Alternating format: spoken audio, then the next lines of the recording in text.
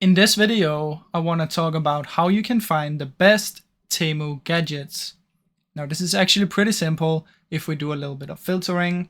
So come up here and just search for gadgets or whatever one you want to do. Press enter, and then what you want to do is we want to filter by two things. So first click on filters and you want to scroll down, and you can filter by any of these if you want to. I'm just leaving them blank, but if there's some specific ones you want, you can just do that. But you want to come down to the stars and make sure you select 4 stars and up. After that, you want to click on sort by right here and select top sales. Now when you do this, this is going to show you the most sold with the highest reviews. So as you can see here, this one has sold 1 million plus times with a 4.5 stars. So this means a lot of people bought this and a lot of them are very satisfied.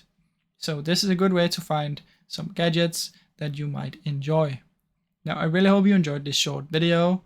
If you did, please leave a like and subscribe, as it helps me out a ton. Thank you so much for watching.